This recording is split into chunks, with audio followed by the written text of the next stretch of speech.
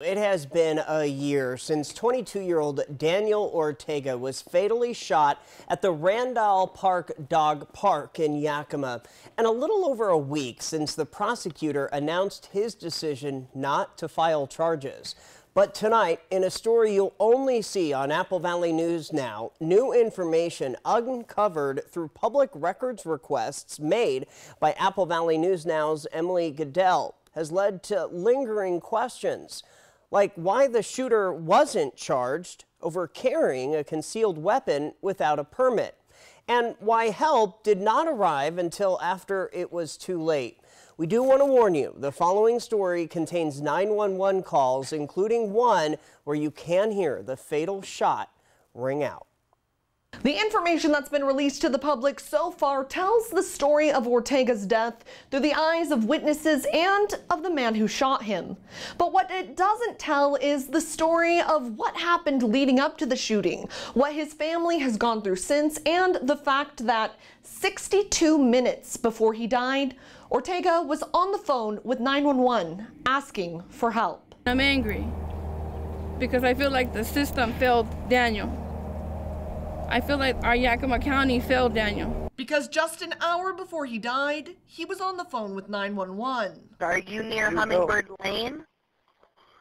Yes, I need help. Okay, are you in danger? Yes, I feel like I am.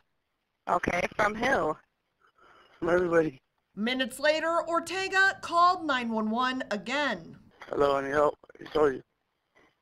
No emergency? What's going on? It is an emergency, that's why I called you. Based on the approximate location, the call was transferred to dispatchers at the Yakima County Sheriff's Office, but one of the challenges that was faced with those particular calls is there was a ping in the area, but the caller refused to give an address. Authorities say a sergeant with the sheriff's office called back and talked to Ortega for 28 seconds before he hung up. And the next two calls went straight to voicemail. No units were dispatched, and an hour later, Ortega ended up at the dog park, his behavior prompting witnesses to call 911. Coming up a dog park on 48th in Washington, and there's a gentleman here that seems to be on drugs and just 2:35 p.m. 56 seconds. Extremely aggressive with everybody that's down here right now. Authorities say there was no mention of a gun at the time, so it was classified as an erratic mail, a lower priority call. They say at the same time, all officers were out on higher priority calls, including a shots fired, a hit and run, and an assault. I don't have an officer for you right now. They're tied up in other emergencies.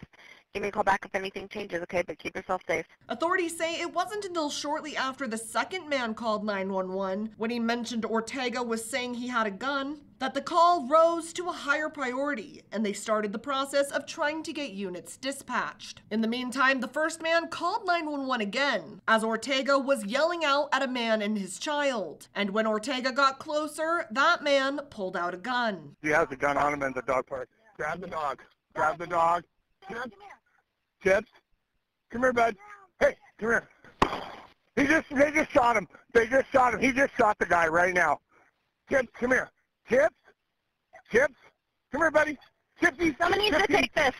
The man who shot Ortega called 911 less than 2 minutes later. I'm just calling in. I just had to shoot a guy here at the dog park. Authorities say the first unit was dispatched a minute and a half after the possibility of a gun was first mentioned, and 28 seconds after the shot was fired. But the first officer didn't arrive until 4 minutes and 10 seconds after Ortega had already been shot. They're here to serve and protect. They didn't serve Daniel and they didn't protect him. But the city says the calls were handled the way they were supposed to be. There are protocols in place for receiving calls and determining the severity of the call, and also whether or not there are officers that are available to be dispatched. All of those protocols, all of those procedures were followed according to the policy that exists for Suncom.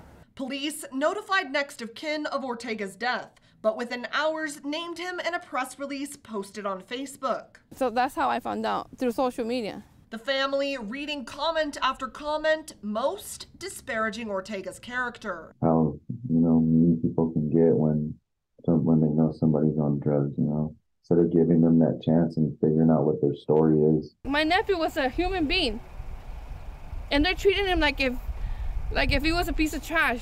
Like it didn't matter. They buried Ortega without answers. Ortega's aunt says she tried to contact the prosecutor 4 times over the past year to get information, but ended up on the phone with the receptionist each time, getting limited information. Then, nearly a year after Ortega's death, Yakima County prosecuting attorney Joe Brusick announced his decision not to file charges. Because we could not prove the absence of self-defense. We believe that self-defense was a defense that would be made in this case and that it would be acceptable to the jury and they would find Mr. Tellis not guilty because of it. But no one told Ortega's family. I found out the social media again, so they did it to me again. Through investigative reports, I also learned that the man who shot Ortega was carrying a concealed weapon, despite the fact that the license giving him the legal right to do so had been expired for months. Something I asked Brusick about. Did he face any consequences? No, he did not. No. Why is that? At the time, he lawfully possessed the firearm, and no decision was made on that particular case, and we're not charging him with any crime. But the consequences for Ortega and his family have been dire. I go through it every day. I suffer every day thinking about my son. They say it's not only the pain of losing a loved one. I feel like I'm with him down there. Like, I'm so empty inside. But knowing that the world will only ever know Ortega through the worst and last moments of his life. He was on drugs, you know, but he was still a good person. He wasn't a bad person, you know. He tried his best. This could have been their kid too, their nephew, their friend.